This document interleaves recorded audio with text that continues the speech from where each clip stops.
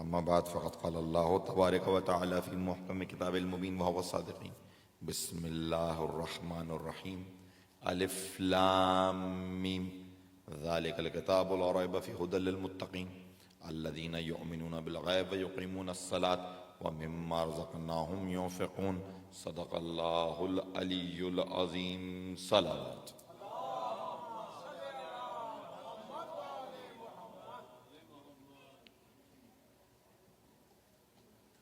ارشاد باری تعالیٰ اور ابتدائے کلام حروف مقطعات سے جس میں پروردگار عالم ارشاد فرما رہا ہے کہ الف لام میم ذالک الکتاب لا ریب فیہ ھدی للمتقین. الف لام میم یہ کتاب ہدایت ہے متقین کے لیے. عزیزان محترم، قرآن مجید کے سوروں میں سے 29 سوروں کی ابتدا ہوئی ہے حروف مقطعات سے. ان حروف کو حروف مقطعات کیوں کہتے ہیں؟ اس کی بنیادی وجہ یہ ہے کہ یہ حروف قطع قطع کر کے پڑھے جاتے ہیں، ملا کے نہیں پڑھے جا سکتے. آپ علم نہیں کہہ سکتے، آپ ہم نہیں کہہ سکتے، آپ کو الف لام میم کہنا ہوگا، آپ کو حامیم کہنا ہوگا. چونکہ یہ قطع قطع کر کے پڑھے جاتے ہیں اس لیے حروف مقطعات. جو لوگ قرآن فہمی کا شوق رکھتے ہیں، ذوق رکھتے ہیں، ان کے شوق کو مزید بیدار کرنے کے لیے میں چند اشارے کر کے آگے بڑھ جاؤں. اگر میں ریپیٹیشن کو حذف کروں، یعنی ریپیٹیشن کو مائنس کر دوں اور ہر یہ حروف مقطعات میں سے ہر لفظ ایک مرتبہ کاؤنٹ کروں، تو اب جانتے پورے قرآن میں حروف مقطعات ہیں کتنے؟ 14 ہیں، 14. ٹھیک ہے، اب آپ کی مرضی، آپ کو اس کو اتفاق سمجھنا ہے اتفاق سمجھیے، آپ کی مرضی، آپ کو اس کو حکمت پروردگار سمجھنا ہے حکمت پروردگار سمجھیے. 14 حروف ہیں، میں نے کہا ریپیٹیشن کو مائنس کر دیں. اور عجب کمال کی بات یہ ہے کہ ہم جیسے طالب علموں کو سکھانے کے لیے علماء کرام نے ایک عبارت وضع کی جس میں یہ 14 کے 14 حروف سمٹ کے آ گئے. جانتے ہو عبارت کیا ہے؟ صراط علی حق نمسکہ، علی کا راستہ حق کا راستہ ہے اور ہم اس سے تمسک اختیار کیے ہوئے. اب آپ کی مرضی، آپ نے اتفاق کہنا، آپ اتفاق کہیے. اچھا، کمال کی بات یہ بھی دیکھیے، یہاں تک تو بات پہنچ گئی نا کہ 14 ہیں.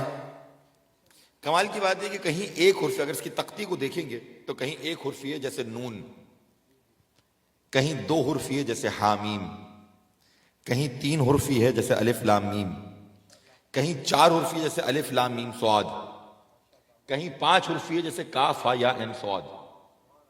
5 سے زیادہ نہیں ہے، 5 سے زیادہ نہیں ہے. مجھے نہیں پتا بات اب تک پہنچی ہے کہ نہیں پہنچی. بھائی ہے 14 مگر 5 کے گھیرے سے باہر ضرورت پڑے.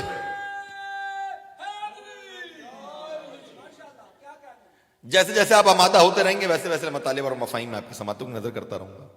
کہنے کو بہت کچھ ہے، یقیناً سخنائے گفتنی اتنے ہیں کہ جن پہ گفتگو کرتے کرتے انسان تھک جائے.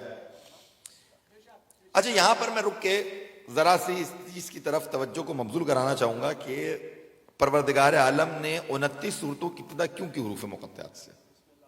کیا حکمت تھی؟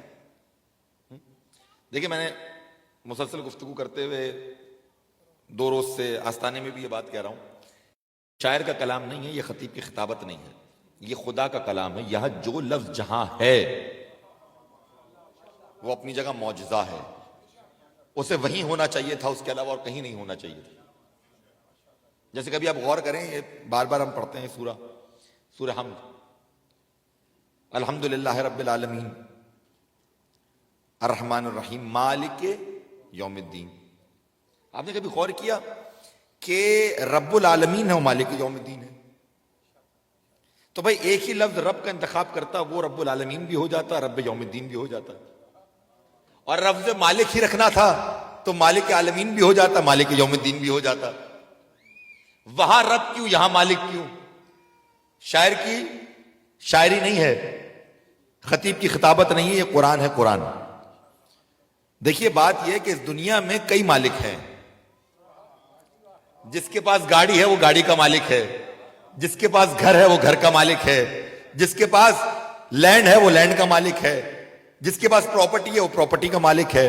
مگر آخرت کے بارے میں سورہ الفطار میں کہا کہ وہ ایک ایسا دن ہے کہ جب کسی کی کسی پہ کوئی ملکیت نہیں ہوگی، یوم لا تملک، کسی کی کسی پہ کوئی ملکیت نہیں ہوگی۔ تو پروردگار عالم نے ان دو الفاظ کا انتخاب کر کے بتا دیا کہ اس دنیا میں جہاں کئی مالک ہیں، میں رب ہوں تمہاری مالکیت کو باقی رکھتا ہوں، اور آخرت میں جہاں کوئی مالک نہیں ہے وہاں مالک یوم الدین ہو۔ اللہ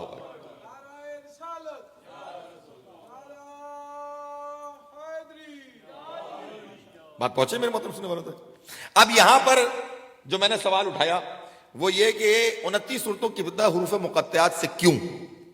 ٹھیک ہے، توجہ ہے، آمادگی ہے حضور۔ دیکھیے کئی تفاسیر اور کئی روایتیں اس کے حوالے سے، کئی قول موجود ہیں، مگر مجھے جو سب سے زیادہ پسند ہے میں آپ کی سماعتوں میں نظر کرتا ہوں۔ امام حسین عسکری علیہ السلام ارشاد فرماتے ہیں،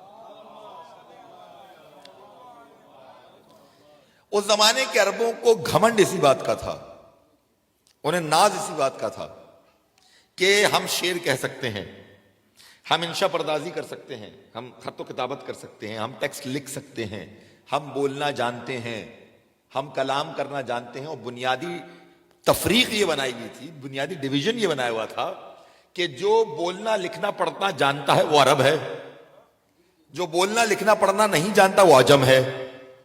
یہ بنیادی تفریق تھی، ٹھیک ہے۔ بڑا ناز تھا انہیں اپنی خط و کتابت پہ، اپنی انشا پردازی پہ، اپنی شاعری پہ۔ پروردگار عالم نے 29 صورتوں کو حروف مقطعات سے شروع کر کے چیلنج کیا ہے عربوں کو۔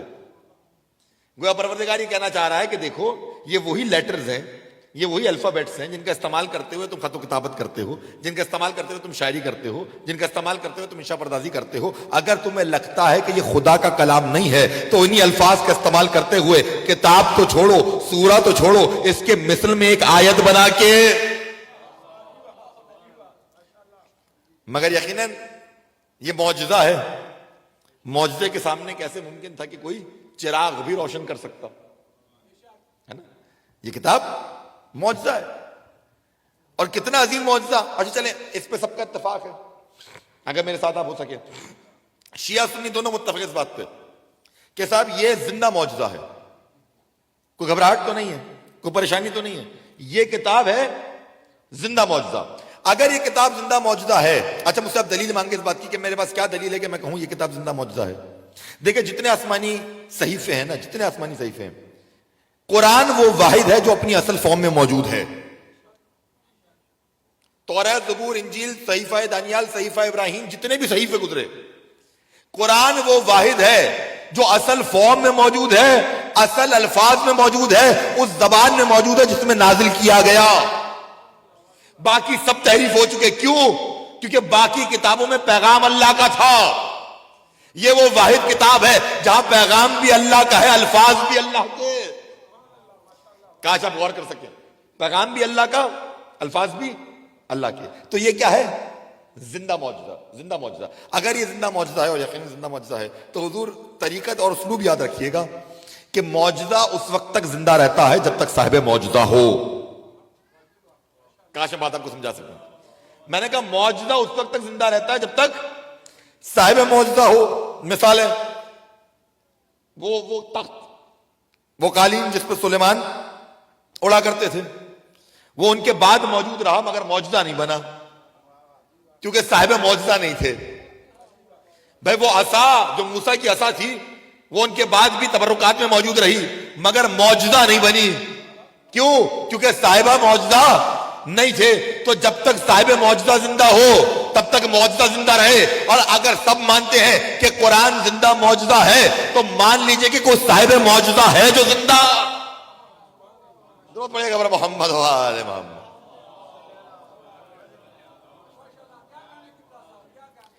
کوئی صاحب معجزہ ہے جو زندہ ہے۔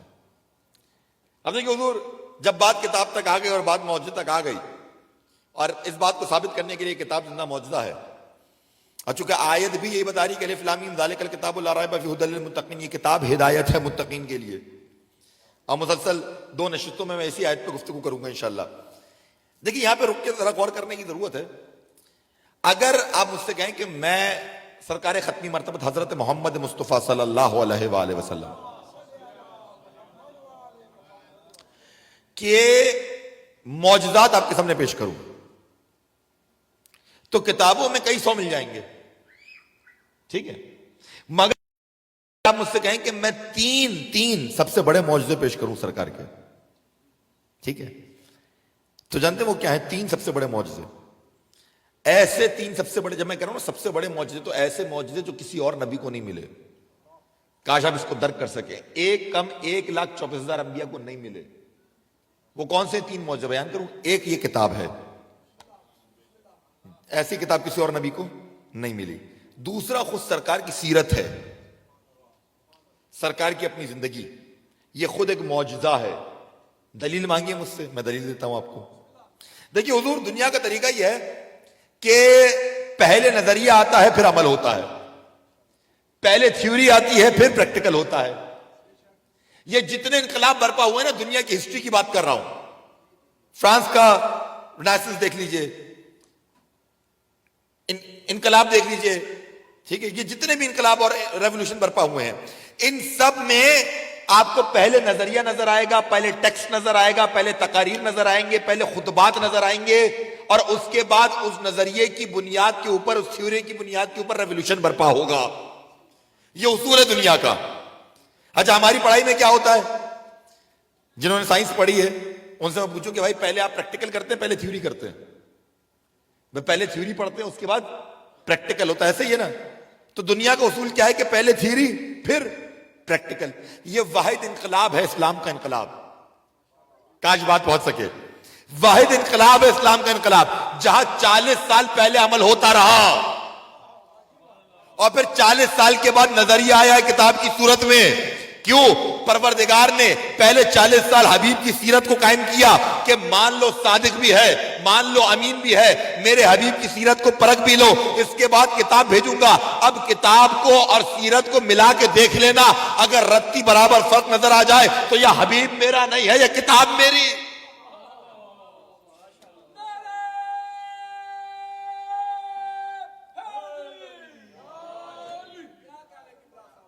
بات پہنچ رہی ہے؟ تو دوسرا بڑا معجزہ، پہلا معجزہ میں نے کیا بتایا؟ کتاب. سرکار کا دوسرا معجزہ جو کسی اور نبی کو نہیں ملا وہ ہے خود سرکار کی سیرت، ان کی اپنی لائف ہسٹری. تیسرا، کاش آپ میرے ساتھ ہو سکے اس منزل پر، مگر اس کے لیے ذرا سا میں ایک تمہید قائم کرتا ہوں. سرکار کا تیسرا بڑا معجزہ، دیکھیے میں پھر مشاہداتی بات کروں گا، محسوس مثال دوں گا جو آپ آبزرویشن کے ذریعے اس دنیا سے حاصل کر سکتے ہیں. ہم نے یہ دیکھا کہ کوئی بہت بڑا شاعر ہے، آپ کے پاس گارنٹی ہے کہ اس کا بیٹا اتنا بڑا شاعر ہوگا. کوئی بہت بڑا سائنٹسٹ ہے، آپ کے پاس گارنٹی ہے کہ اس کا بیٹا اتنا بڑا سائنٹسٹ ہوگا.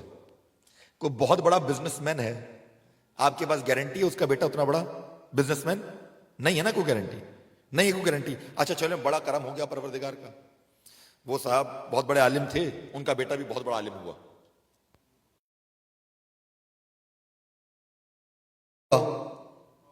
کاش بات پہنچ جائے میرے محترم سننے والوں تک. بڑا کرم ہو گیا، بیٹا ہو گیا، ضروری تو نہیں کہ پوتا بھی اسی لیول کا شاعر اور ادیب ہوگا، ممکن نہیں ہے. تیسرا بڑا معجزہ، جہاں سرکار 1 نہیں 2 نہیں 3 نہیں 11 بیٹوں کی ضمانت لے کے جا رہے ہیں. محمد و اوسطنا، درود پڑھیے اور محمد و آل محمد.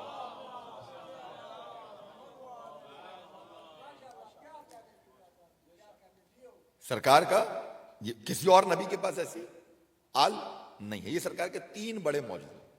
ٹھیک ہے، بس جانے ادھر واپس چلیے آیت کی جانب. بسم اللہ الرحمن الرحیم، الف لام میم ذالک الکتاب لا ریب فیہ ھدی للمتقین. یہ کتاب کیا ہے؟ ہدایت ہے. اب بس آج گفتگو ہدایت کے باب پہ رک جائے گی، ہدایت کے موضوع پہ رک جائے گی، اور کاش آپ ہدایت کی منزل پر میرے ساتھ آ سکیں. اچھا، کبھی اس چیز پہ غور کیا کہ یہ ساری ہدایتیں، ساری شریعتیں، ساری کتابیں صرف انسان کے لیے کیوں ہیں؟ یہ زحمت کبھی جانوروں کو کیوں نہیں دی گئی؟ بھئی یہ درخت، یہ بھی تو مخلوقات ہے نا پروردگار عالم کی، یہ درختوں کو شریعت کا پابند کیوں نہیں کیا گیا؟ یہ ساری شریعتیں، سارے حکم، یہ سب انسان کے لیے. تو دیکھیے ایک معمولی سی سادہ سی بات کرتا ہوں میں، اور فلسفہ پورا سمیٹ کے بیان کر دیتا ہوں. دیکھیے پروردگار عالم کی جتنی کریشنز ہیں نا، اگر ان پہ غور کریں گے تو سب سے پہلے ہیں جمادات. جمادات جو اسپیس آکیوپائی کرتے ہیں، لمبائی چوڑائی گہرائی رکھتے ہیں، ٹھیک ہے، یعنی پتھر. یہ لمبائی چوڑائی گہرائی رکھتے ہیں، مگر مجھے بتائیں کبھی ایسا ہوا کہ آج پتھر اس سائز کا تھا، کل آپ نے دیکھا اس سے بڑا ہو گیا؟ نہیں ہوا نا. تو جب جمادات کے اندر یہ پتھر جو ہیں، ان میں صفت نشو نما کا اضافہ، گروتھ کا اضافہ کیا تو کیا بنے؟ نباتات بن گئے، پیڑ بوٹے درخت. جمادات میں صفت نشو نما کا اضافہ کیا بنا؟ نباتات بن گیا. اب نباتات جو ہیں وہ لمبائی چوڑائی گہرائی بھی رکھتے ہیں، وہ صفت نشو نما بھی رکھتے ہیں، مگر میں نے تو ایسا درخت کوئی نہیں دیکھا آج تک کہ میں نے اپنے گھر پہ لگایا ہوں میرے پڑوسی کے یہاں سے برآمد ہو. آپ نے دیکھا ہو تو مجھے بتائیے گا حضور. ہاں ایسا تو ممکن نہیں ہے. اب جب نباتات میں صفت حرکت کا اضافہ کیا تو حیوان بن گیا. حیوان لمبائی چوڑائی گہرائی بھی رکھتا ہے، حیوان نشو نما بھی رکھتا ہے، حیوان حرکت بھی رکھتا ہے، مگر حیوان کا مسئلہ یہ ہے کہ عقل نہیں رکھتا. حیوان کا بنیادی مسئلہ یہ ہے کہ حیوان عقل نہیں رکھتا. جہاں دل چاہتا ہے، جس مقام پہ چاہتا ہے بلند ہو جاتا ہے، جہاں دل چاہتا ہے بیٹھ جاتا ہے. حیوان کا مسئلہ یہ بیٹھتے ہوئے سوچتا بھی نہیں یہ مقام اس کے بیٹھنے کا ہے بھی یا نہیں. ٹھیک ہے. جب حیوان میں صفت عقل کا اضافہ کیا تو انسان بن گیا. آپ غور کر رہے ہیں کہ پروردگار کیسے صفت کا اضافہ کر کر کے حیت مخلوق بدل رہا ہے، کیٹیگری بدل رہا ہے اپنی مخلوقات کی. ٹھیک ہے. سوال کیا ہوا تھا شروع کہ ہدایت انسان کے لیے ہی کیوں؟ کیسے درجہ بدرجہ پروردگار کی مخلوقات آگے بڑھ رہی ہیں؟ یہ اگر تمیز سمجھ میں آ گئی تو اب مسئلہ آسان ہو جائے گا. کوئی پتھر ایسا نہیں آیا دنیا میں جس نے دعویٰ کیا ہو کہ میں درخت ہوں. کوئی درخت ایسا نہیں آیا دنیا میں جس نے دعویٰ کیا ہو میں حیوان ہوں. کوئی حیوان ایسا نہیں آیا جس نے دعویٰ کیا ہو میں انسان ہوں. ہر مخلوق کو اپنی حد پتہ ہے، اپنی تمیز پتہ ہے. یہ واحد انسان ہے جو حد سے بڑھنے کی کوشش کرتا ہے، یا فرعون کی صورت میں کہتا ہے میں خدا ہوں، یا یزید کی صورت میں کہتا ہے میں خلیفہ.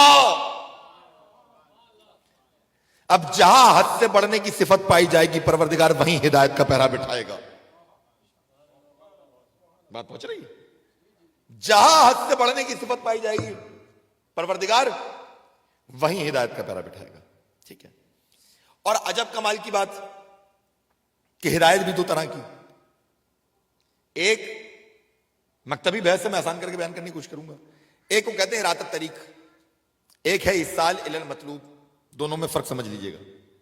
ارادت طریق یعنی رستہ دکھانا، چونکہ ہدایت کے معنی بنیادی معنی ہے رہنمائی کے. ٹھیک ہے.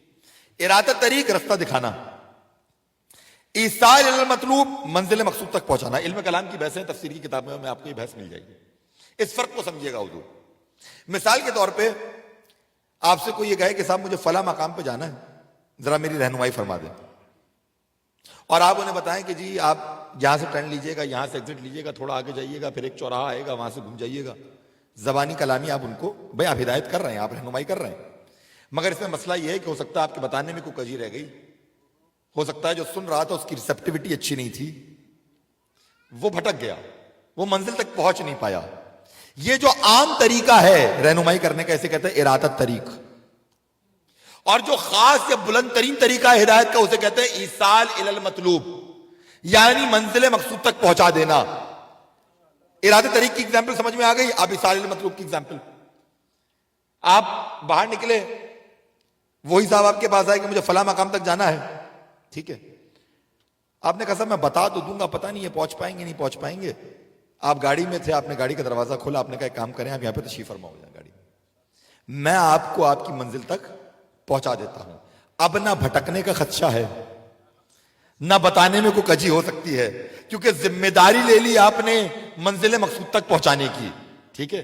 یہ ہے ہدایت کی بلند ترین منزل، جہاں ذمہ داری لے لی جائے منزل مقصود تک پہنچانے کی. تو بس یاد رکھیے گا 1,24,000 انبیاء آئے، رستہ بتا کے چلے گئے. اکیلے میرے سرکار ہیں جنہوں نے رستہ بھی بتایا ہے, سفینہ بھی بنایا ہے کہ سوار ہو جاؤ. درود پڑھیے بر محمد و آل محمد کی ذات.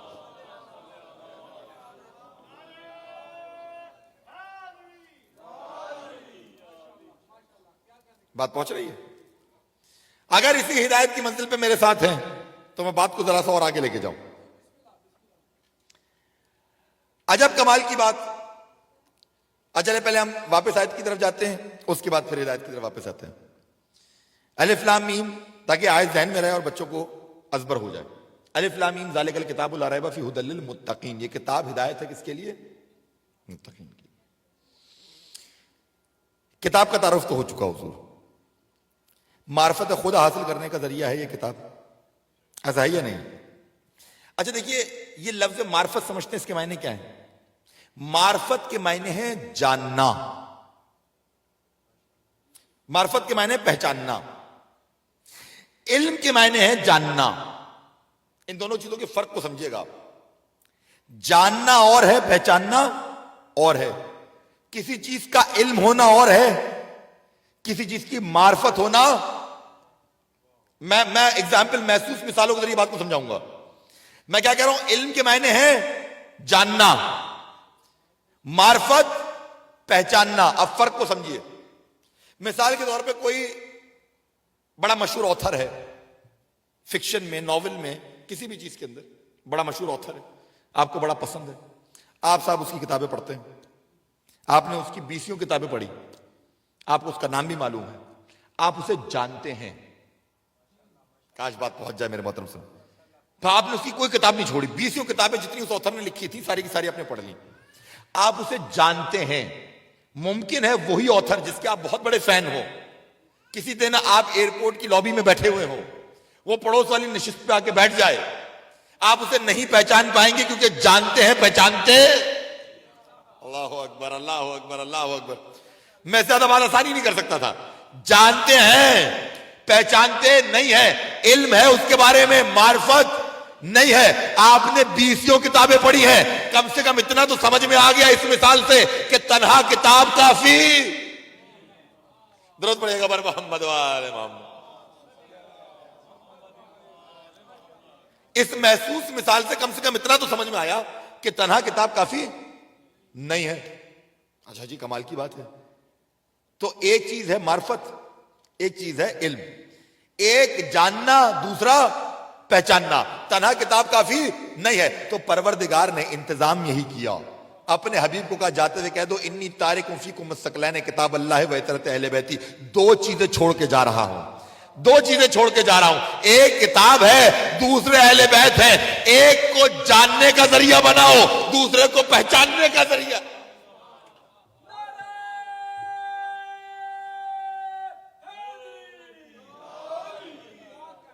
بات پہنچ رہی ہے؟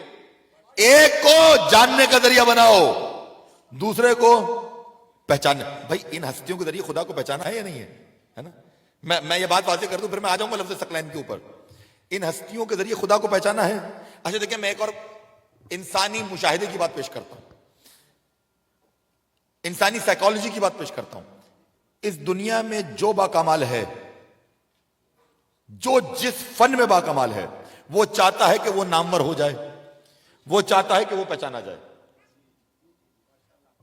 بات مثال کے ذریعے واضح کروں.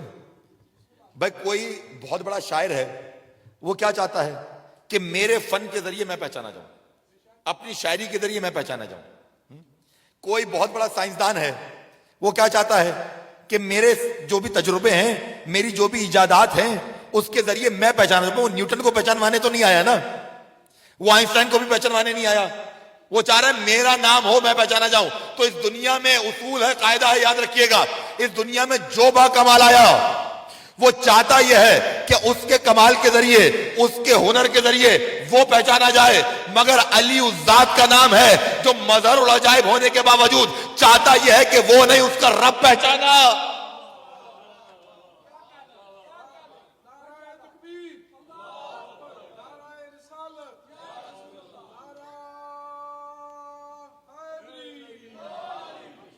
بات پہنچ رہی ہے؟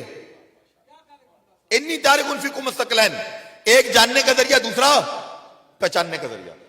अब देखिए ये वो टर्म्स हैं जिनका बच्चों को जानना जरूरी है। सकलैन मैं बड़े आसानी से गुजर जाता, मगर अगर मैं डाइसेक्ट ना करूं इस रिवायत को, इसके एक एक जुमले पे ना रुकूं, हक नहीं अदा होगा। आपने बारहा ये रिवायत सुनी है, मगर जरा इस अंदाज से सुनिएगा जिस तरह से मैं आपके सामने पेश करने जा रहा हूं। इन्नी तारिकुन फीकुम सकलैन किताब अल्लाह व इतरत अहले बैती, तो मैं दो गिरा कदर चीजें छोड़ के जा रहा हूं, एक किताब खुदा, दूसरा इतरत अहले बैत। ठीक है, ये एक दूसरे से हरगिज़ जुदा ना होंगे हौज़ कौसर तक। ठीक है, कई वर्जन है इस रिवायत के, मगर जो अहम चीज है वो ये है कि सरकार दो अहम चीजें छोड़ के जा रहे हैं, एक किताब खुदा, दूसरा अहले बैत। अब आज की हुजूर इस पर थोड़ी सी गुफ्तगू की जाए। क्या कहा? इन्नी तारिकुन, छोड़ के जा रहा हूं। काश आप गौर कर सके, कोई मुश्किल जुमला तो नहीं है, इतनी उर्दू तो सबको आती है। तारिकुन, छोड़ के जा रहा हूं। परवरदिगार ने क्या कहा था? इन्नी जाइलुन फिल अर्ज़ खलीफा। जाइलुन के मायने हैं मैं बनाने वाला हूं। नई बात पहुंची। सरकार कह रहे हैं मैं छोड़ के जा रहा हूं, ये नहीं कह रहे मैं बना रहा हूं। अल्लाह कह रहा है मैं बना रहा हूं, बनाने वाला हूं। तो अब फर्क समझ में आया, अल्लाह बनाता है, नबी को इख्तियार नहीं है बनाने का, नबी छोड़ के जाता।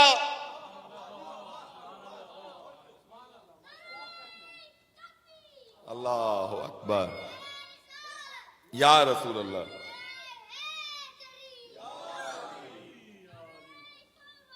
अल्लाह, वाज़ेह हो रही है बात? अच्छा चलिए मैं इसी तारिकुन पे एक जुमला और कहता चला जाऊं। अच्छा देखिए साहब, अगर मैं ये कहूं मिसाल के तौर पे कि मैं ये माइक छोड़ के जा रहा हूं, मैं ये मिंबर छोड़ के जा रहा हूं, मैं ये अलम छोड़ के जा रहा हूं, तो साहब किसी को एतराज हो ना हो, फरहान भाई को तो होगा। वो कहेंगे कि आप पाकिस्तान से साथ लाए थे। पता नहीं, बात में इससे आसान कर नहीं सकता था हुजूर, आप तक पहुंची नहीं पहुंची, ये इसमें मेरा कसूर तो नहीं है। मैंने बहुत ही आसान मिसाल पेश की है।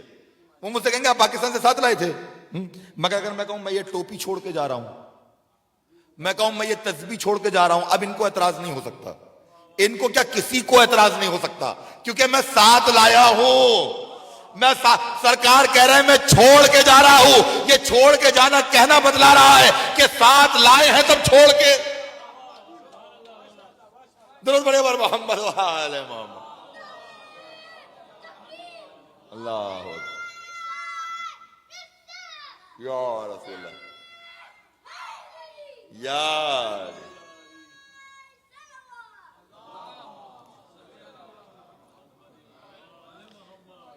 इन्नी तारिकुन फीकुम सकलैन, परवरदिगार आपको जिंदगी अता करे। भाई ये लफ्ज सकलैन बारहा सुना, ठीक है, हम अपने बच्चों का नाम भी रखते हैं, बहुत सारे लोग हैं सकलैन नाम के। इसको कभी दर्क करने की कोशिश की, क्या मायने हैं सकलैन के? सकलैन के मायने क्या है? दो कीमती चीजें। मैं आसान तर्जुमा कर रहा हूं, वो तर्जुमा कर रहा हूं जो आप तक, हर एक तक पहुंच सके। ठीक है, दो गिरा कदर चीजें, दो कीमती चीजें, ठीक है, दो भारी चीजें, सकल भारी चीज को कहते हैं। अच्छा देखिए, अब मैं बेसिक एक कायदा याद रखिएगा, और जबानें और हैं, अरबी और है। बाकी जबानों में सिंगुलर होता है, सिंगुलर के बाद प्लूरल होता है, यानी या तो चीज एक होगी और फिर जमा होगी। अरबी बड़ी फसीह बलीग जबान है, यहां पहले वाहिद होता है, फिर तस्निया होता है, फिर जमा होता है। यहां तक बात है। मैंने सकलैन समझाना है हुजूर, काश आप मेरे साथ हो सकें, एक एक लम्हे मेरे साथ रहना है। पहले सिंगुलर होता है अरबी में, फिर डुअल होता है, फिर प्लूरल होता है। जब किसी चीज को हमें डुअल बनाना हो तो उसे कहते हैं तस्निया। किसी चीज को हमें डुअल बनाना उसे क्या कहते हैं? तस्निया। अरबी के कवायद में से कायदा यह है कि जिस चीज को डुअल बनाना हो तो ये नून का इजाफा कर दो, वो डुअल हो जाएगी, वो तस्निया हो जाएगा। तो ये सकलैन है, तस्निया का सीगा। अब ये लफ्ज तस्निया तो परेशान नहीं करेगा, यह तस्निया का सीगा, यानी दो। सकलैन दो कीमती चीजें। परवरदिगार आपको जिंदगी अता करे, आप इस मुश्किल मंजिल तक मेरे साथ आ गए। एक स्टेप आगे बढ़ते हैं। देखिए, अब अरबी के अपने कवायद हैं, अगरचे डुअल पे तस्निया का सीगा लगता है, मगर हर दो चीजों पे तस्निया का सीगा नहीं लग सकता। اس کی بھی شرط ہے. مثال کے طور پہ میں کہوں کہ میری گھڑی اور میری گاڑی یہ دونوں قیمتی چیزیں ہیں اور ان پہ آپ تسنیہ لگا دیں, نہیں لگ سکتا. کیوں نہیں لگ سکتا؟ کسی صاحب زبان سے پوچھئے, وہ کہے گا اس لیے کیونکہ کیٹیگری الگ ہے, جنس الگ ہے, بناوٹ الگ ہے, مزاج اور ہے, صفات اور ہیں. بات پہنچ رہی ہے نا بھائی؟ مثال کے طور پہ کان اور آنکھ دونوں سر میں ہے نا, آپ این کہہ سکتے ہیں؟ نہیں. کان اور ہے, آنکھ اور ہے. کان کا کام اور ہے, آنکھ کا کام اور ہے. مگر ہاں دونوں آنکھیں ہوں تو ملا کے عینین کہہ سکتے ہیں. تسنیہ کا سیغہ, تسنیہ کا سیغہ, ٹھیک ہے. ہاتھ اور پاؤں ان دونوں کو ملا کے یدین نہیں کہہ سکتے. دو ہاتھ ہوں گے, مزاج ایک ہے, بناوٹ ایک ہے, صفات ایک ہے, تو یدین بنے گا. میں مثالیں پیش کرتا جاؤں گا جب تک ذہن پہ یہ مثالیں بیٹھ نہ جائیں. چلیں ایک اسٹیپ آگے بڑھیں. اچھا اب ایک کام کریں کہ عصر کی نماز اور مغرب کی نماز ملا کے پڑھیں. پڑھ سکتے ہیں؟ نہیں پڑھ سکتے حضور. اچھا اس کو مغربین کہہ دیں. کہنا نہیں اس کو تو مغربین نہیں کہہ سکتے. میں نے کہا اچھا کیسے کہتے ہیں مغرب؟ یہ تسنیہ کا صیغہ ہے مغربین. تسنیہ ذہن میں ہے نا, یہ تسنیہ کا صیغہ مغربین. میں نے کہا کسے کہتے ہیں مغربین؟ کہنے لگے مغرب اور عشاء ملتی ہے تو مغربین بنتی ہے, اور وہاں ظہر اور عصر ملتی ہے تو ظہرین بنتی ہے. میں نے کہا قاعدہ کیا ہے؟ کہنے لگے وہ دو دن کی نمازیں ہیں, یہ دو رات کی نمازیں ہیں. کیٹیگری, صفات, خصوصیات ایک ہو تو تسنیہ لگتا ہے. اب ایک اور مثال, حسن اور حسین حسنین بنیں گے, عباس اور حسین حسنین نہیں بنیں گے. کیوں؟ کیونکہ ایک فاطمہ بنت محمد کے بیٹے اور ایک فاطمہ کلابیہ کے بیٹے. بات پہنچ رہی ہے؟ تو جہاں مزاج ایک ہو جائے حضور, جہاں صفات ایک ہو جائیں, وہاں تسنیہ لگتا ہے. سرکار نے کہا انی تارک فیکم الثقلین, کتاب اللہ و عطرت اہل بیتی, دو گرا قدر چیزیں چھوڑے جا رہا ہوں, اور تسنیہ لگایا ہے ثقلین. کس پہ؟ کتاب پہ اور اپنی عطرت پہ. اگر مزاج ایک نہ ہوتا, درود پڑھے بر محمد و آل محمد.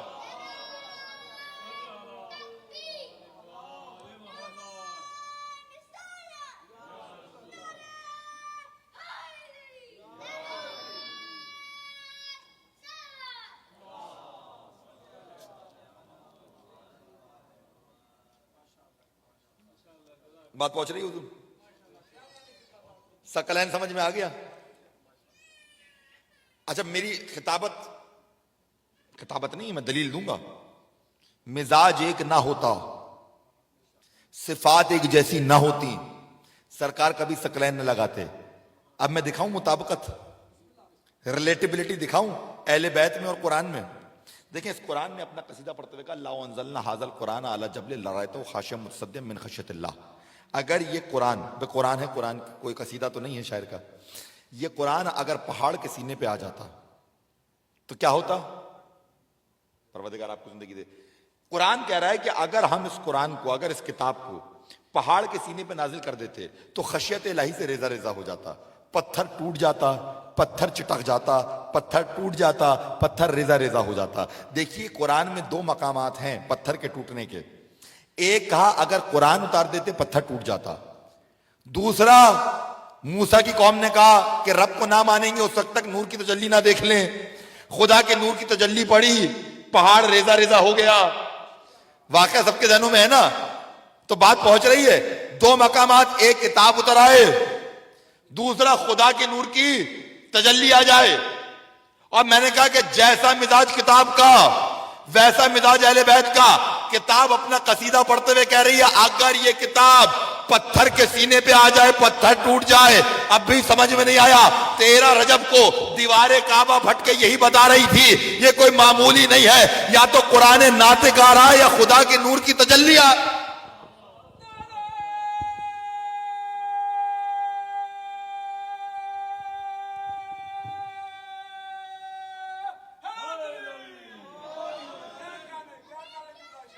لبیک یا حسین, لبیک یا حسین, لبیک. لبیک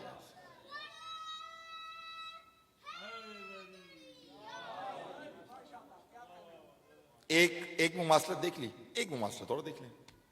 اسی قرآن نے اپنا قصیدہ پڑھا اور کہا لا یمسہ الا المطہرون، اسے کوئی چھو نہیں سکتا. شرط کیا ہے کہ شجرے پاک ہوں، پاک ہوں. جیسا مزاج قرآن کا ویسا مزاج اہل بیت کا. کتاب نے اپنا قصیدہ پڑھتے ہوئے کہا اسے کوئی چھو نہیں سکتا، شجرے پاک ہونے چاہیے. جیسا مزاج قرآن کا ویسا مزاج اہل بیت کا. ہم بھی یہی کہتے ہیں ان سے کوئی قربت اختیار نہیں کر سکتا، شرط یہ ہے کہ شجرے درست پڑھیے بر محمد وآل محمد کی ذات.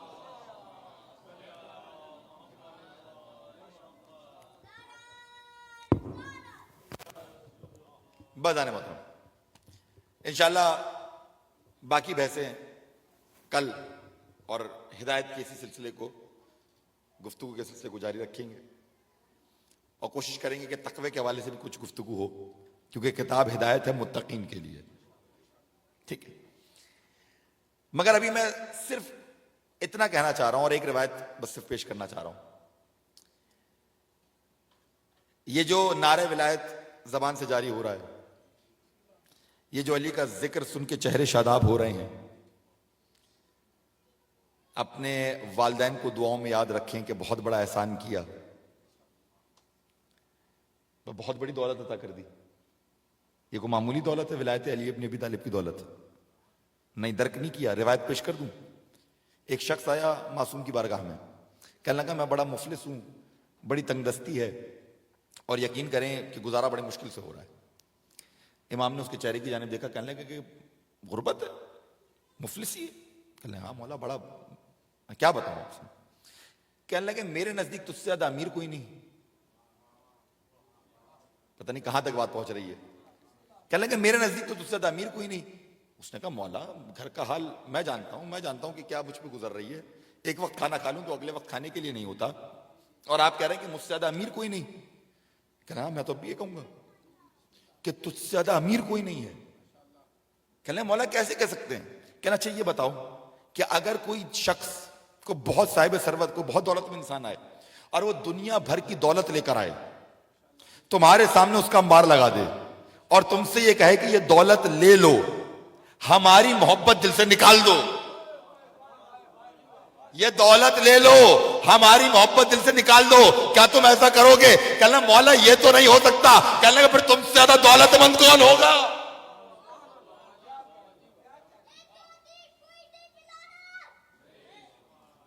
بات پہنچ رہی میرے محترم سنا دو بھائی. مولا یہ سمجھانا چاہ رہے ہیں یہ دولت سمجھیے ولایت علی ابن ابی طالب کی دولت، یہ کوئی معمولی دولت نہیں ہے. اور بس اس کی اہمیت کو سمجھنے کے لیے ایک روایت اور یہیں سے ربط مصائب.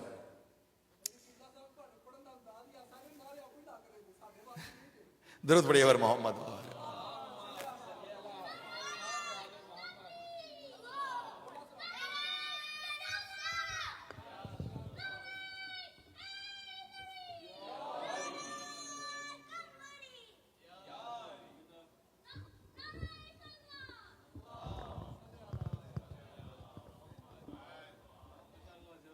بہت شکریہ. بس بہتر بس صرف ایک روایت اور اس اہم نعمت کو سمجھیں، ولایت علی ابن ابی طالب کی نعمت.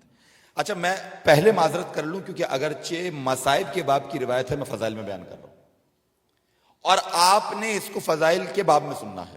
ضبط کیجئے گا تھوڑا سا، مجھے تھوڑا سا پس منظر بنانا پڑے گا تاکہ اس روایت کی اور اس موقع اور اس محل کی اہمیت ذہن میں اجاگر ہو جائے. امیر المومنین کو ضربت لگی، طبیب نے آ کے دیکھا، کہا زخم شدید ہے، مزاج اچھا نہیں ہے، ان کو آرام کا مشورہ ہے. امام حسن مشتبہ گھر سے باہر نکلے. اس کو بس ضبط کر کے فضائل کے باب میں سنیے گا، میں نے سمجھانا ہے ولایت علی ابن ابی طالب کی نعمت. مولا گھر سے باہر نکلے، اصحاب نے گھیر رکھا تھا گھر کو. کہا میرے بابا کی طبیعت ٹھیک نہیں ہے، طبیب نے آرام کا مشورہ دیا ہے، آپ سے درخواست ہے سب اپنے گھروں کو واپس چلے جائیں. سارے اصحاب چلے گئے. مولا حسن واپس آئے. جب واپس آئے تو گھر کے پیچھے سے کسی کے ہولناک رونے کی آواز آئی، لگتا تھا روح پرواز کر جائے گی. باہر نکلے، نکل کے دیکھا تو ازبق بن نباتہ یا نباتہ دونوں طرح سے پڑھا جاتا ہے، مولا کے چاہنے والے صحابی ہیں، اپنا سر زانوں پہ رکھے رو رہے ہیں، اور ایسے رو رہے ہیں کہ لگتا ہے کہ روح ابھی پرواز کر جائے گی۔ آگے بڑھے، پوچھا ازبق آپ نے نہیں سنا میں نے کیا کہا تھا کہ سب اپنے گھر کو واپس چلے جائیں؟ کہنے لگے میں مولا جانا چاہتا ہوں مگر کیا کروں، قدم ساتھ نہیں دیتے۔ کہنے لگے ازبق کیا چاہتے ہو؟ کہنے لگے میں اپنے مولا کی زیارت کرنا چاہتا ہوں۔ ہاتھ پکڑا لے کے آئے، میں صرف حوالہ تاکہ ذہن میں پس منظر بن جائے، ہاتھ پکڑا لے کے آئے۔ ازبق نے امیر المومنین کو دیکھا روتے جاتے ہیں، مولا نے آنکھیں کھولی، کہنے لگا ازبق کس بات کا گریہ ہے؟ دیکھ نہیں رہا ہوں جانب خلد سے دھار رہے ہیں۔ کہ مولا آپ کے لیے نہیں رو رہا، اپنے لیے رو رہا ہوں کہ اس کے بعد آپ کا دیدار نہیں ہو سکے گا۔ اب اس عالم میں ازبق کہہ رہے ہیں کہ مولا آخری بار کوئی رسول کی حدیث بیان فرمائے۔ اللہ اکبر، یہ پورا پس منظر میں نے آپ کے سامنے اس لیے پیش کیا تاکہ آپ کو اس واقعے کی اہمیت کا اندازہ ہو جائے کہ کس نازک منزل پر یہ حدیث بیان ہو رہی ہے۔ میری خطابت نہیں ہے، روایت کے جملے یہ ہیں کہ مولا نے اپنے ہاتھ کو ایسے بلند کیا، ازبق کے ہاتھ کو ایسے لیا، دونوں ہاتھوں کو پیوست کیا، اپنے سینے پہ رکھا اور کہا ازبق سنو، جب پیغمبر اکرم کا آخری وقت تھا تو وہ میرے زانوں پہ تھے، ایسے میں انہوں نے مجھ سے کہا کہ علی جاؤ اور جا کے مسجد نبوی میں یہ جو میں تمہیں بیان کر رہا ہوں بیان کر دو۔ وقت سمجھ میں آ گیا کتنا اہم ہوگا، سمجھ میں آ گیا اب جو بات کہی جا رہی ہے وہ کتنی اہم ہوگی۔ مولا علی گئے مسجد نبوی میں، ممبر پہ بلند ہوئے، خدا کی حمد بیان کی، رسول کی تعریف و توصیف کی، اور اس کے بعد کہنے لگے کہ پیغمبر اکرم نے فرمایا۔ اب میں حدیث بیان کرنے جا رہا ہوں، میں سے آپ کو سبق دے چکا۔ کہنے لگے کہ رسول اکرم نے فرمایا خدا لعنت کرتا ہے، خدا کے ملائکہ لعنت کرتے ہیں، صدیقین و شہداء لعنت کرتے ہیں، انبیاء لعنت کرتے ہیں، کس پر؟ نمبر ایک اس پر جو اپنے باپ کا غیر ہو۔ بھائی روایت ایسی سنو، نمبر ایک اس پر جو اپنے باپ کا غیر ہو، دوسرا اس پر جو اپنے مولا کا غیر ہو، تیسرا اس پر جس کی گردن پہ کسی کا حق ہو اور اس کو ادا نہ کرے۔ لوگوں نے کہا کہ یہ حدیث کی کچھ تفسیر فرمائے۔ کہنے لگے میں رسول اکرم سے پوچھ کے آتا ہوں۔ اب دیکھیں یہاں پہ بہت باریک نکتہ ہے، یہ نہ سمجھے گا کہ علی نہیں جانتے تھے۔ اللہ اکبر، میں ایک جملہ کہہ کے آگے بڑھ جاؤں گا، میرے پاس دامن رکھنے کی گنجائش نہیں ہے۔ یہ حفظ مراتب ہے، جب تک مدینہ العلم موجود ہے باب مدینہ العلم لب کشائی نہیں کریں گے۔ یہ حفظ مراتب ہے۔ گئے رسول سے پوچھا، پوچھنے کے بعد واپس آئے اور آ کے اب بیان کرتے ہیں توجیہ و تفسیر۔ اب وہ سن لیجئے جو وہ بیان کر رہے ہیں۔ کہتے ہیں اللہ لعنت کرتا ہے، ملائکہ لعنت کرتے ہیں، صدیقین و شہداء لعنت کرتے ہیں، انبیاء لعنت کرتے ہیں، کس پر؟ نمبر ایک جو اپنے باپ کا غیر ہو۔ اور یہ کہنے کے بعد کہنے لگے کہ رسول نے فرمایا کہ میں اور علی اس امت کے باپ ہیں۔ ٹھیک ہے، جو اپنے مولا کا غیر ہو، کہا رسول نے فرمایا غدیر میں من کنت مولا فہذا علی مولا۔ اور اب تیسرا کہ جس کی گردن پہ کسی کا حق ہو اور وہ اس کو ادا نہ کرے۔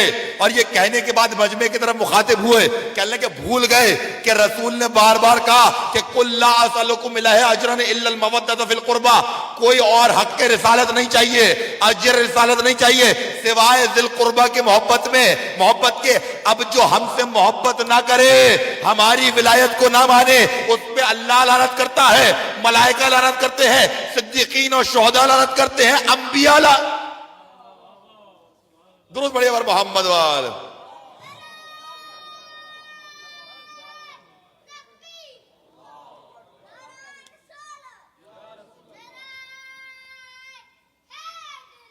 یار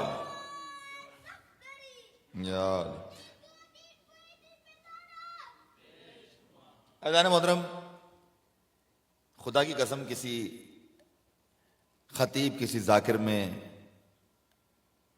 یہ بساط کہاں، اس کی زبان میں یہ طاقت کہاں کہ وہ ولایت علی ابن ابی طالب کی شان بیان کر سکے۔ اگر یہ شان سننی ہے تو سنیے خطیب کعبہ سے، سنیے اس سے کہ جس نے 8 ذی الحجہ کو کعبے پہ بلند ہو کے خطبہ دیا ہے۔ اس انداز سے عباس غازی کعبے پہ بلند ہوئے اور کہا کہ لائق حمد ہے وہ ذات کہ جس نے اس کعبے کو اس حسین کے والد کی ولادت سے مشرف کیا. اللہ اکبر، کاش آپ درک کر سکیں. لائق حمد ہے وہ ذات جس نے اس کعبے کو اس حسین کے والد کی ولادت سے مشرف کیا. کل تک جو کعبہ تھا آج قبلہ بنا. وائے ہو تم پر، تم نیکوکاروں کے امام کو مراسم حج سے روک رہے ہو. اور دیکھیں غازی کا جملہ، خدا کی قسم، کہنے لگے پوری دنیا میں کون ہے اس وقت روئے زمین پر جو ان سے زیادہ کعبے کا حقدار ہو. اور اب غازی کے جملے ہیں، اور کاش یہ جملے ہم درک کر سکیں. کہنے لگے اگر خدا کی حکمتیں درمیان میں حائل نہ ہوتی تو اس سے پہلے کہ حسین کعبے کی زیارت کو جاتے، اس سے پہلے کہ حسین کعبے کی زیارت کو جاتے، کعبہ بڑھ کے حسین کے ہاتھوں کا بوسہ لیتا. معرفت امام حاصل کرنی ہے، ابو الفضل عباس سکھائیں گے. پہچانتے اس کردار کو؟ میں شاید تفصیلی مقتل نہ پڑھ سکوں مگر اس کردار کو پہچانیے ذرا. دیکھیے ذرا محترم، روایت آپ نے بارہا سنی ہے کہ بیعت کا تقاضا ہے. امام جا رہے ہیں والی مدینہ کے دارالامارہ. ایسے میں جوانان بنی ہاشم کا اصرار ہے کہ مولا اکیلے نہ جائیے، ہم آپ کی جان کا خطرہ محسوس کر رہے ہیں. حسین نے کیا کہا کہ مجھے اکیلے بلایا ہے، میں اکیلے جاؤں گا. یہاں سے جوانان بنی ہاشم کا اصرار ہے کہ مولا ہم آپ کو تنہا نہیں چھوڑ سکتے. طے یہ پایا کہ میں اکیلے جاؤں گا، مگر اگر میری آواز بلند ہو جائے تو تم لوگ اندر داخل ہو جانا. تاریخ نے لکھا کہ حسین اندر گئے، تقاضا بیعت ہوا. حسین نے وہ تاریخی جملہ کہا کہ مجھ جیسا اس جیسے کی بیعت نہیں کر سکتا. ایسے میں مروان اٹھا اور مروان نے والی مدینہ سے کہا کہ دیکھو اس سے اچھا موقع نہیں ملے گا، حسین کو قتل کر دو. ایک دفعہ گھور کے دیکھا اور کہنے لگے کہ اے نیلی آنکھوں والی کے بیٹے، تیری مجال تو مجھے قتل کرے گا. اب بس جملہ سن لینا عزیزوں، حسین کی آواز بلند ہوئی نا، حسین کی آواز بلند ہوئی. ادھر حسین کی آواز بلند ہوئی، تاریخ کہتی ہے جوانان بنی ہاشم اندر داخل ہوئے. اور ارباب ذکر کہتے ہیں جو پہلا شخص اندر داخل ہوا اس کا نام ہے ابو الفضل عباس. اس کا نام ہے ابو الفضل عباس. بچوں کا سہارا عباس، بھائی کے جگر کی طاقت عباس، بہنوں کی ڈھارس عباس. میں ایک جملہ کہوں، محسوس کریے گا، کوئی روایت نہیں ہے، کوئی مقتل کی بات نہیں، مشاہداتی بات پیش کر رہا ہوں. میں نے یہ دیکھا ہے کہ ہمارے گھر میں خدا نخواستہ کو مشکل آ جائے نا تو ہماری مائیں بہنیں کیا کرتی ہیں؟ عزا خانے جاتی ہیں، علم کے سامنے کھڑے ہو کے اپنی مشکل بیان کرتی ہیں اور بڑے اطمینان کے ساتھ عزا خانے سے باہر آتی ہیں. کوئی سوال کرے کیا کیا تو کہتی ہے ہم نے غازی سے کہہ دیا. اب گھبراہٹ کی کوئی بات نہیں، ہم نے اپنی مشکل غازی سے بیان کر دی.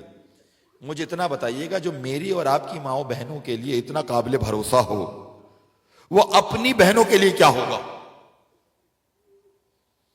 اس کا مقام اپنی بہنوں کے لیے کیا ہوگا؟ یہی وجہ ہے کہ جب ام البنین نوحہ کیا کرتی تھی، مرثیہ پڑھا کرتی تھی بعد کربلا، تو مرثیے کے جملے یہی تھے. کہتی تھی عباس جب مجھے لوگ بتاتے تھے نا کہ تیرے ہاتھ قلم ہو گئے تو مجھے یقین نہیں آتا تھا. میں کہتی تھی کیسے ممکن ہے کہ جہاں عباس جیسا جری ہو کوئی بڑھ کے اس کے ہاتھ قلم کر دے. کہ عباس مگر جب میں نے یہ سنا نا کہ سکینہ کے تماچے لگے، جب میں نے یہ سنا کہ زینب کی چادر چھینی گئی، جب میں نے یہ سنا کہ سکینہ کے کرتے میں آگ لگی، مجھے تب یقین آ گیا کہ عباس تیرے بازو قلم ہو گئے تھے، ورنہ ممکن نہ تھا کہ تو موجود ہوتا. اجرکم اللہ زدارو، اجرکم اللہ زدارو. بس وہ منزل ہے کہ ایک مرتبہ عباس خیمے میں داخل ہوئے اور کہنے لگے آقا مجھے اجازت ہے کہ میں جنگ کرنے چلا جاؤں. ایک دفعہ عباس کو دیکھا, کہنے لگا عباس تجھے کیسے جانے دوں, تو میرے لشکر کا سپہ سالار ہے. اتنا کہنا تھا, پلٹ کے دیکھا غازی نے, اور واپس پلٹ کے کہتے ہیں بھیا آقا وہ لشکر کہاں ہے جس کا میں سپہ سالار ہوں؟ کہنے عباس کچھ بھی ہو جائے تم ہمارے دل کی ڈھارس ہو, تم وجہ تسکین ہو, ہم تمہیں ایسے نہیں جانے دے سکتے. بس جملہ سنیے گا عزیزوں. ایک مرتبہ غازی باہر نکلے. اب جو باہر آئے تو عجب منظر دیکھا غازی نے, مقتل کا منظر ہے. میں کیا بیان کروں, دیکھیں خیموں میں ایک خیمہ ایسا تھا جس میں کبھی بھرے ہوئے مشکیزیں رکھے جاتے تھے. چونکہ وہاں کبھی بھرے ہوئے مشکیزیں رکھے جاتے تھے, اس وجہ سے اس خیمے کی زمین نم ہو چکی تھی. سنیں گے, اس خیمے کی زمین نم ہو چکی تھی. عباس نے ایک ایسا منظر دیکھا کہ جہاں عباس جیسا جری ضبط نہیں کر سکا. عباس نے دیکھا بچوں پہ شدت پیاس اتنی ہے کہ بچے اس نم زمین پر اپنے شکم کو لگاتے ہیں اور کہتے ہیں چچا پانی. بس برداشت نہ ہوا, ایک مرتبہ سکینہ کا ہاتھ پکڑا, واپس خیمے میں گئے, کہنے لگے آقا کچھ اور نہیں مانگتا, سکینہ کو پانی پلانے کی ضرورت ہے. حسین کی لاڈلی بیٹی ہیں, حسین کی لاڈلی بیٹی ہیں, کہ عباس ایسی سفارش لائے ہو ہم رد نہیں کر سکتے. دو جملے کہے, ایک جملہ عباس سے کہا, ایک جملہ سکینہ سے کہا. جانتے عباس سے کیا کہا؟ کہ عباس کچھ بھی ہو جائے جنگ نہیں کرنی ہے. عباس یاد رکھو کچھ بھی ہو جائے جنگ نہیں کرنی ہے. دوسرا سکینہ کو دیکھا اور سکینہ سے کہا کہ سکینہ ابھی چچا کو بھیج تو رہی ہو مگر شام غریبا جب تماچے لگیں گے چچا بہت یاد ہے. بس آخری جملہ عزیزو, آخری جملہ خود غازی کی تلقین ہے. غازی ایک ذاکر کو, خطیب کو جو ان کے مصائب پڑھا کرتا تھا, اسے خواب کے عالم میں آ کے بیان کیا کرتے تھے کہ تو میرے مصائب کیوں نہیں پڑھتا. اس خطیب نے اگلے دن پھر مصائب پڑھے ابو الفضل عباس کے, پھر خواب میں تشریف لائے, کہنے لگے تم میرے مصائب کیوں نہیں پڑھتے. اس نے پھر مصائب پڑھے. تیسرے دن پھر خواب میں تشریف لائے, کہنے لگے مولا, اس خطیب نے ہاتھوں کو جوڑا, کہا مولا مجھے جتنے فضائل آتے تھے, مجھے جتنے مصائب آتے تھے نا, میں نے بیان کر دیے. مولا آپ ہی بتائیں کہ کون سی مصیبت بیان کروں. اب جملہ سنیں گے عزیزوں, جملہ سنیں گے. مولا آپ ہی بتائیں آپ کی سب سے بڑی مصیبت کیا تھی. عباس کہنے لگے عالم خواب میں, کہنے لگے میری سب سے بڑی مصیبت یہ تھی کہ جب بھی کوئی شہید زین سے زمین پر آتا تھا ہاتھوں کا سہارا لیتا تھا, مگر میں جب زین سے زمین پر آیا میرے پاس ہاتھ نہیں تھے. عزیزو جملہ سننا, مقتل میں دو ایسے ہیں جو اس انداز سے بغیر ہاتھوں کے سہارے زین سے زمین پر آئے. ایک روز عاشور عباس آئے, دوسرا 11 محرم زینب نے لاشوں کو دیکھا, خود کو پالان سے گرایا. سوال کرے زینب کے تو ہاتھ موجود تھے نا, ہاتھ موجود تھے مگر پسے پشت بندھے ہوئے تھے. جس طرح غازی آیا ہے ویسے ہی زمین پہ الا لعنت اللہ علی قوم الظالمین. ربنا تقبل منا انک انت السمیع العلیم برحمتک یا ارحم الراحمین. ماتم حسین.